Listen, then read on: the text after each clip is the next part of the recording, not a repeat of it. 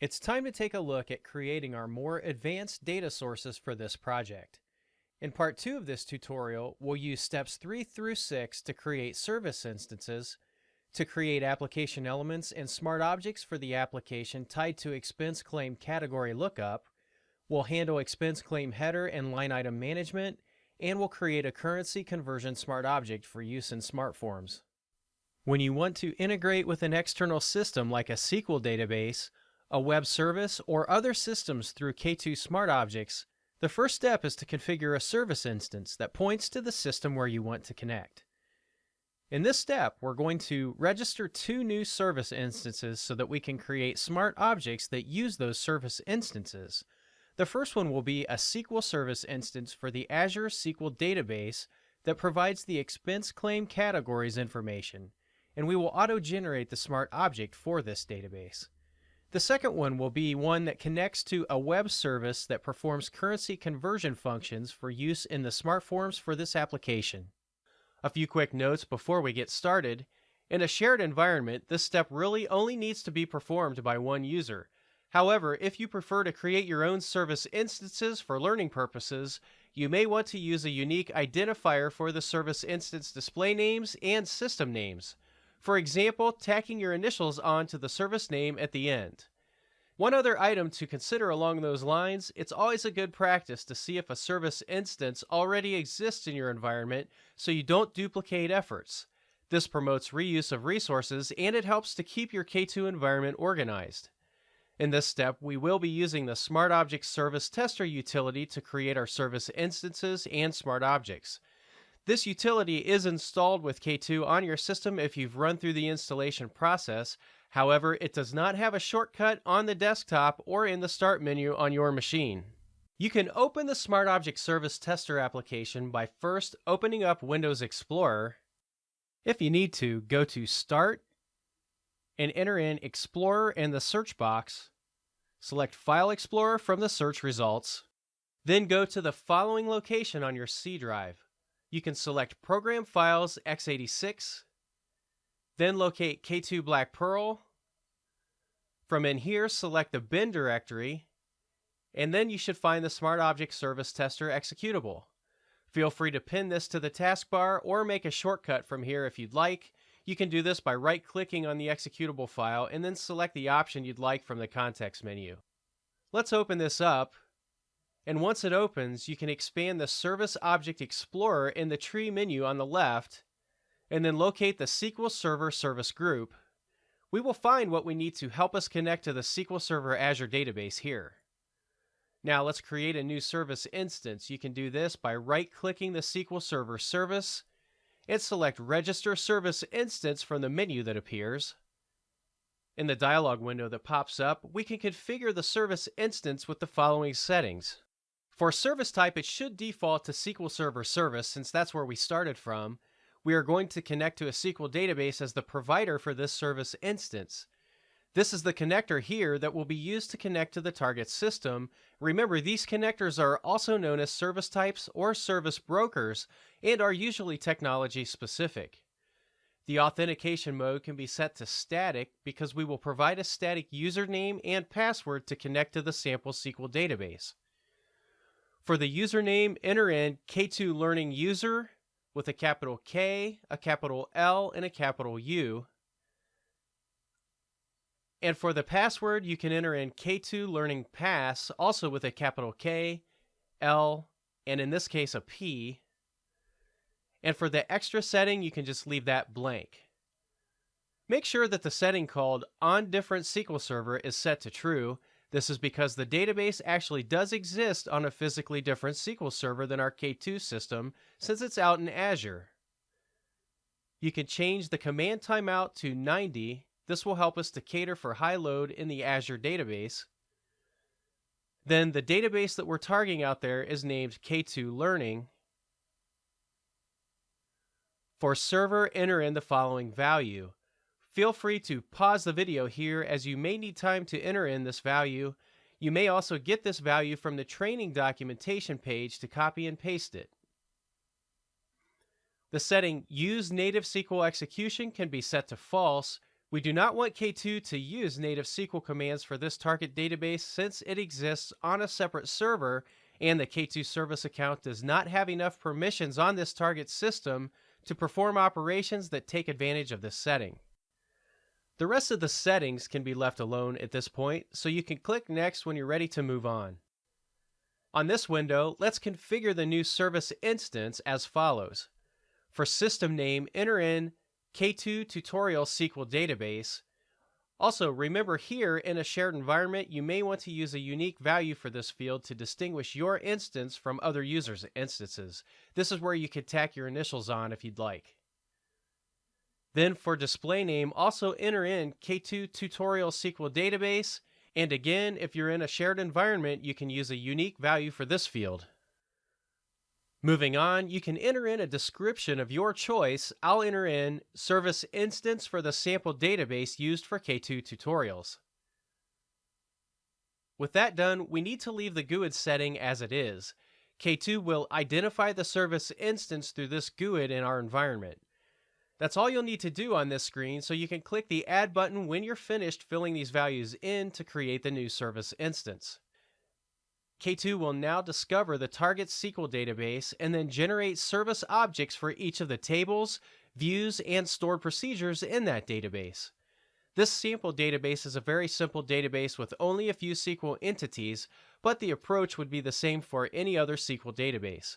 If you do happen to get any errors, confirm that you have entered in the service instance configuration values exactly as I demonstrated.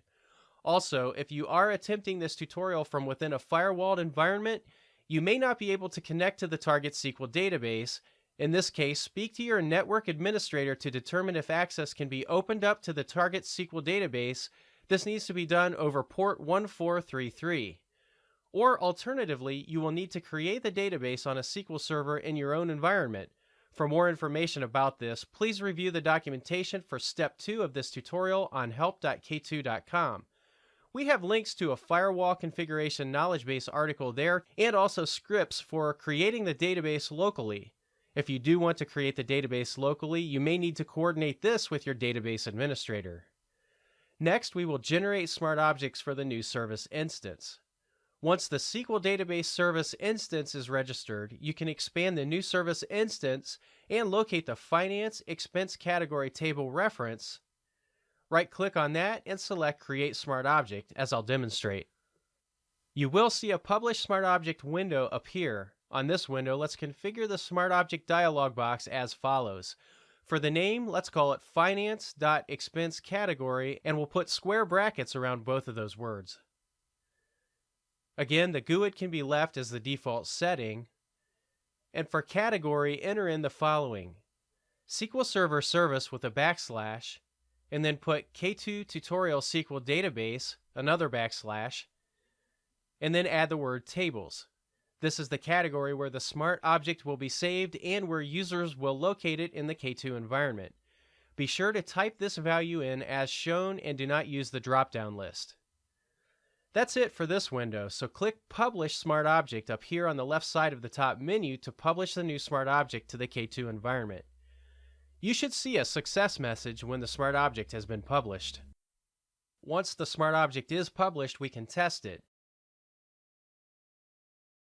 Under the SmartObject Explorer node, let's expand the following nodes to find the SmartObject that was created. Open up SQL Server Service, K2 Tutorial SQL Database, Tables, and then we see Finance Expense Category. Right-click the SmartObject and select Execute SmartObject. In this window, we can select the List method and click the Execute button. At this point, we should see a list of expense categories returned, which proves that you will be able to use this database in your forms later on. You can close the Execute SmartObject Test window, but leave the SmartObject Tester utility open. Next, we are going to add another service instance, which points to the web service that we will use for currency conversion operations. Let's open up a new browser window first and verify that we can connect to the following web service. Put in the following URL, k2learning.azurewebsites.net/exchange-rates.asmx. When you bring that up, you should see a similar page like mine. Keep in mind, this web service is for sample and tutorial purposes only and should not be used for any production implementations. This goes for the SQL database smart object that we just created as well. The currency web service used by this application also runs on Azure. This web service should be accessible through port 80 in your firewall. It should also be available for use anywhere unless your organization has strict firewall policies in place. If you need to host the web service internally, again, go to the documentation for this step on help.k2.com, where you can download the source code for the web service from the following location. Please contact a member of your application development team or a web server administrator for help in doing this if you need it. Back in the SmartObject Tester utility, let's locate the endpoints web service service type in the Service Object Explorer node. When you find that, you can right-click and select Register Service Instance. Let's configure the service instance as follows. Again, service type should be set to endpoints web service since this is the default from where we started. Authentication mode can be set to service account this time, as we will use the credentials of the K2 service account to connect to the target web service.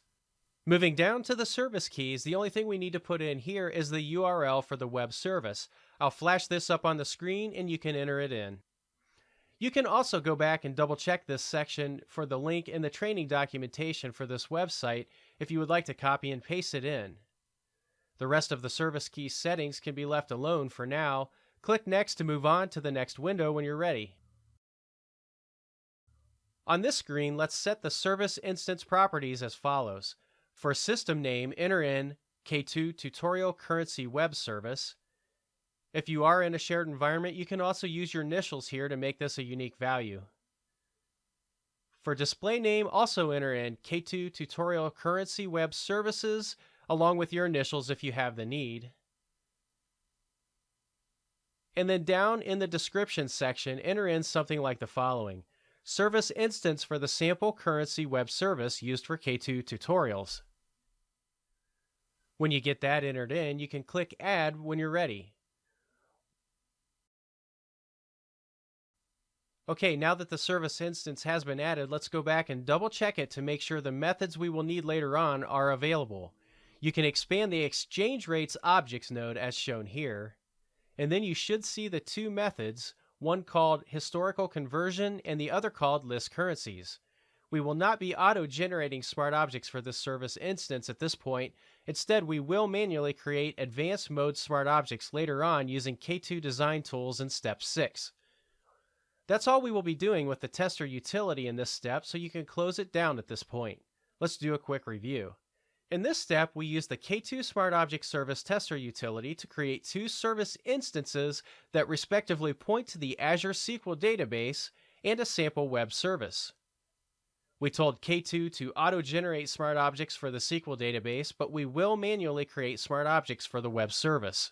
You also got to see how to use the K2 SmartObject Service Tester utility to test SmartObject methods to make sure the data we want is returned accordingly. In the next step, we will start building the actual expense claim K2 application elements. In step 4, we will create the K2 application elements for the expense claim Sharepoint list. Note that we will not select to add a workflow for the app just yet. This is because we plan to first create and edit the data, forms, and reports elements. To create the K2 elements for this application, browse to the expense claim list that we created earlier. Once you're in there, open the List tab at the top of the page, and then select the application icon from the K2 group of options in the ribbon menu. The Create K2 application page will appear next, and on this page we're going to select the Data, Forms, and Reports options only. Now the Data option is actually selected for us by default here because we do need a smart object for the list if we want to build a K2 application against it. So from here, select Forms to create the new Edit and Display Smart Forms for the list. We also want to replace the default Sharepoint forms for this list with these smart forms, which will allow us to customize them the way that we want in a future step for this tutorial, so put a check in this box here. We're going to add a workflow at a later point in time, so for now leave the workflow option unchecked. And finally select the reports option to have K2 generate reports that will summarize all the workflow activity for this list. When you're ready, click OK to create the artifacts. This may take a few seconds to complete, so I'll pause the video. Okay, notice that the SmartObject, SmartForms, and a form for reporting around this K2 application for the expense claim are now ready to go. That's all we need to do for step 4. In the next step, we will be adding a new SmartBox-based K2 SmartObject to store the expense claim details. While working on step 5, we will create a new K2 SmartBox-based SmartObject, which will be used to store the individual line items that are added to an expense claim. Since there is not an existing Sharepoint list, SQL database, or other system that can store this data, we will create a basic SmartObject which uses the K2 SmartBox data store to store this information. If you're coming in from step 4 after creating the elements around the expense claim list, you should still be on the K2 Elements page. If not, open the List tab at the top of the page within the expense claim list, and then select the application icon from the K2 group of options. Now, to create a new SmartObject element, click the New button from this page on the menu, and then select SmartObject from the list.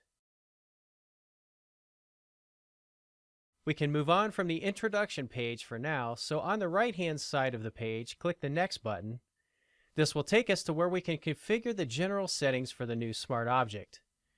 Configure the general settings as follows. For the name, enter in expense claim line item. Then for description, enter in stores line items for expense claims. We can leave the default value for a category, and then for type, select SmartObject.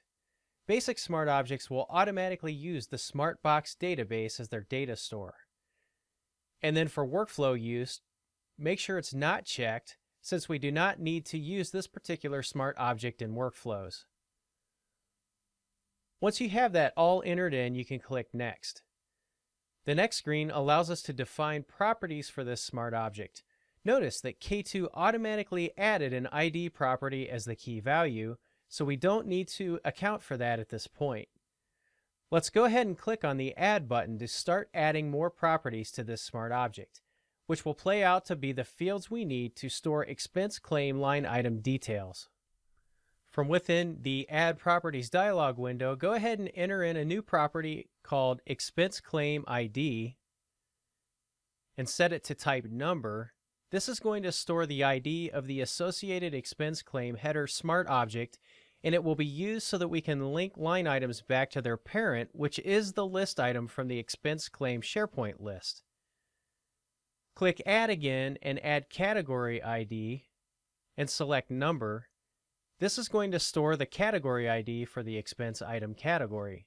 The category descriptions are provided by the SQL database you configured in a previous step.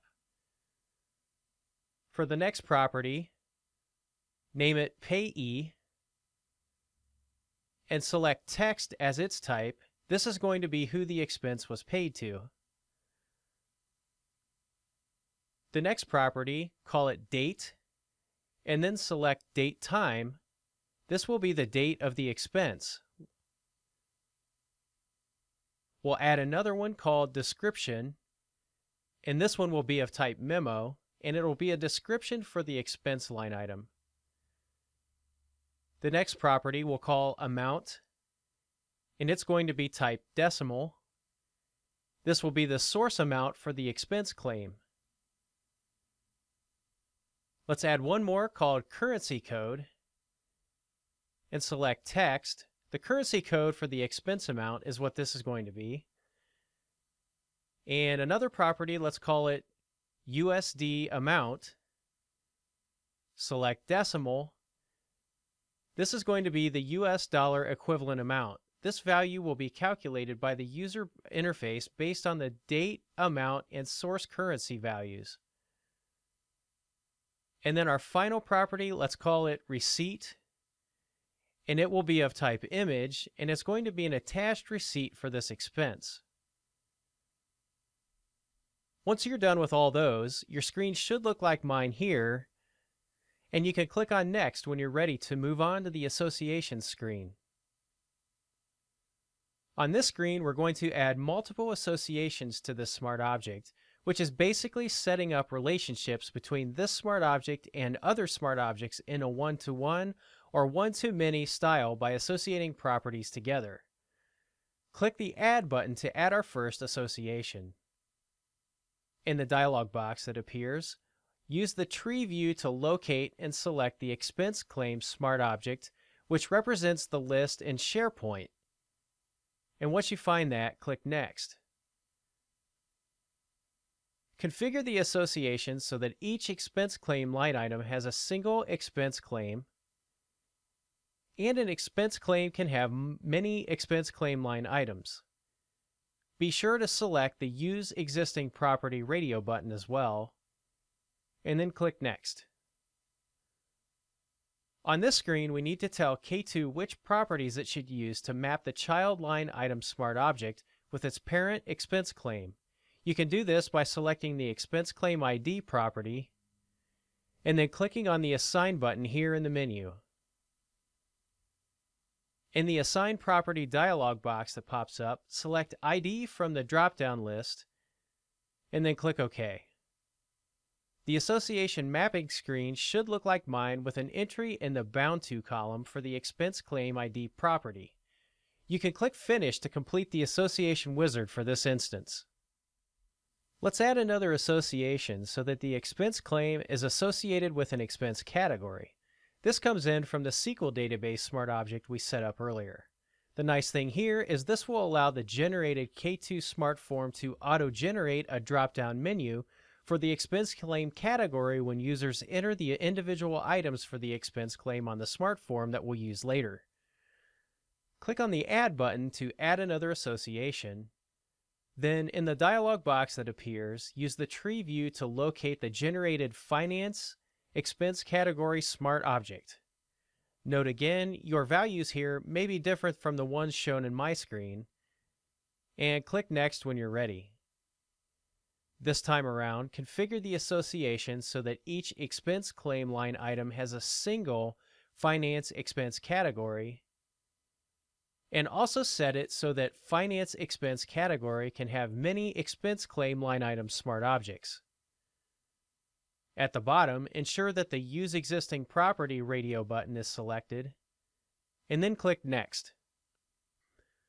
Now, on the Association Mapping screen, select the Category ID property and click Assign. Then, inside the Assign Property dialog box, select the Expense Category ID property as shown here, and click OK when you're done. That's it for associations, so click Finish to close it out. Then you can also click Finish at the bottom of the screen here to complete the Smart Object Wizard. Upon doing this, you will be directed back to the K2 Application Elements screen. Let's do a quick recap before we move on to Step 6.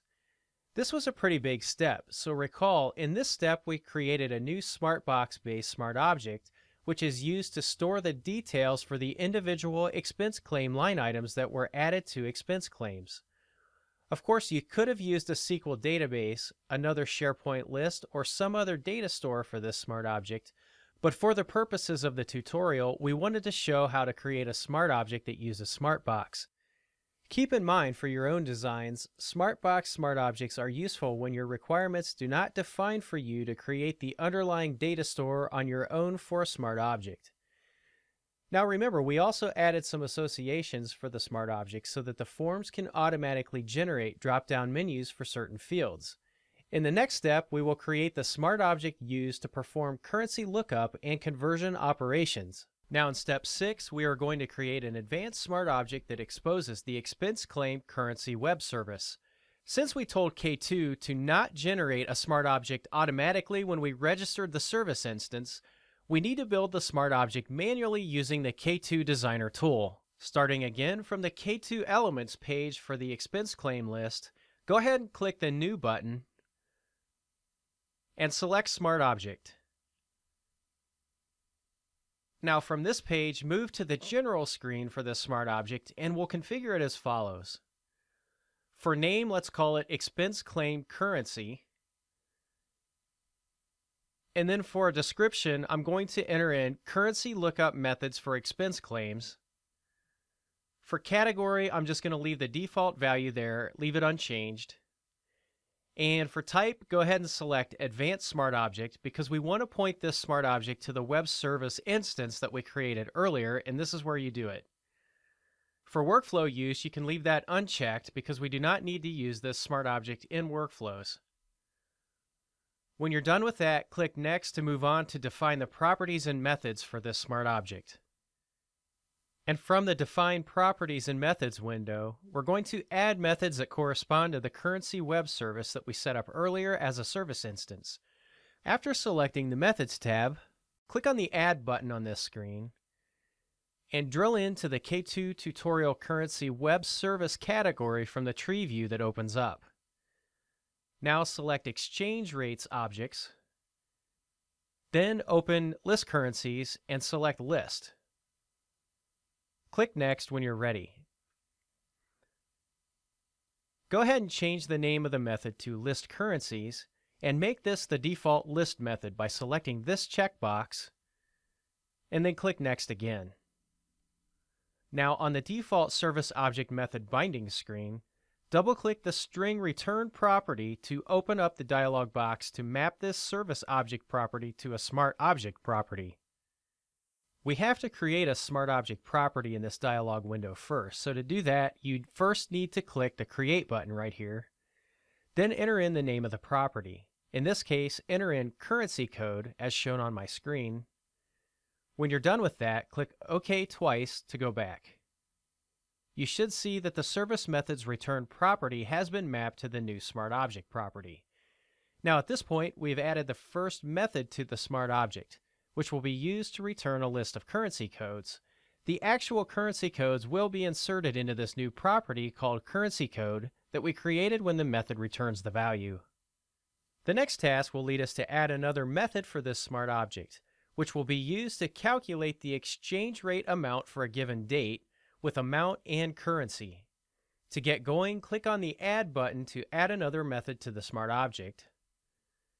In the Select a Service Object Method screen, use the tree view again to locate the following service object method by drilling into K2 Tutorial Currency Web Service, Exchange Rates Objects, then Historical Conversion, and select the Read method here.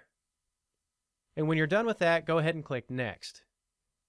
To give this method some context in the Smart Object view, let's go ahead and name it Calculate USD Amount. Now we need to add 3 parameters to this method since the method expects us to provide the source currency, a date, and amount to be converted. For the target currency, I'm just going to hard code it to USD so that any call to our smart object always converts to US dollars. Feel free to experiment with this as you see the need. On the bottom half of this window, click the Add button to add a new parameter of type text called From Currency Code. Then click OK when you're done here. Add another parameter of type decimal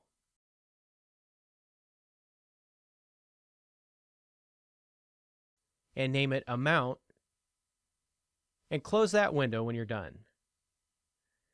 Then finally add a date time parameter called date, and once you're done with that, click OK, and you should go back to where you can see 3 new input parameters at the bottom of the screen. Let's move on to the next window at this point. On the next screen, notice that the web method has 4 input parameters. We will map 3 of these web method parameters to the 3 new parameters defined in the previous screen, and the other one will be hard-coded to USD so that all the amounts are always returned as US dollars. Start by selecting the date web method parameter, and then click the Assign button.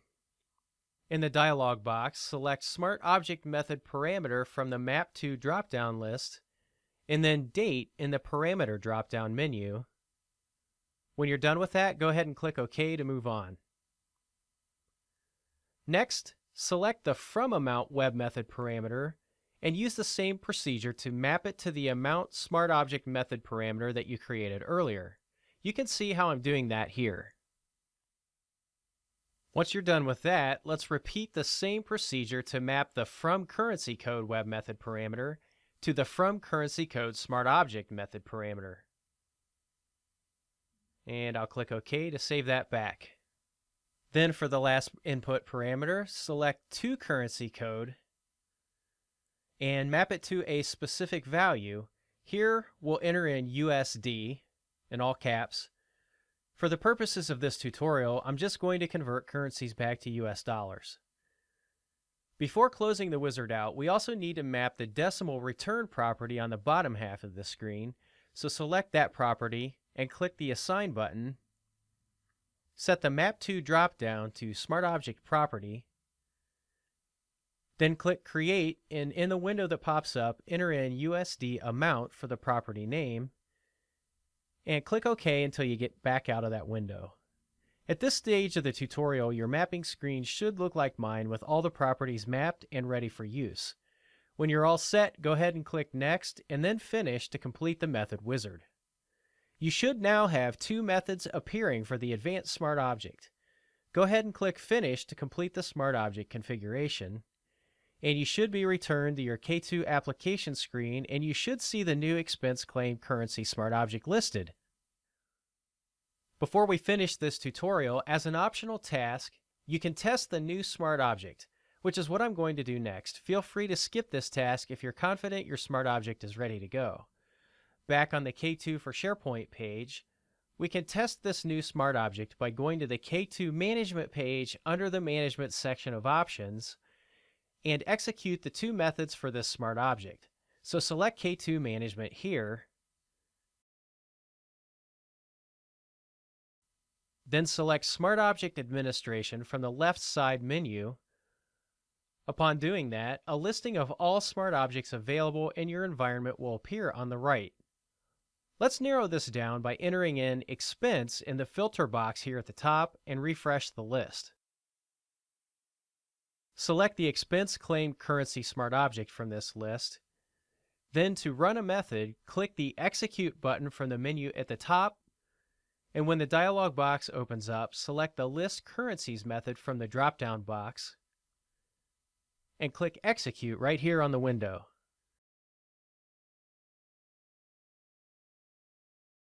Great! As you can see, the method returns a list of available currency codes in the Results tab. With this method working, let's go back to the Input Properties tab and select Calculate USD Amount from the Select Method dropdown. Here, let's enter in an amount, a date, and a currency code. In my example, I'll use ZAR, which is the South African Rand, and then click Execute. You should get a dollar amount back on the Results tab. If so, then we're all set with this step in this tutorial.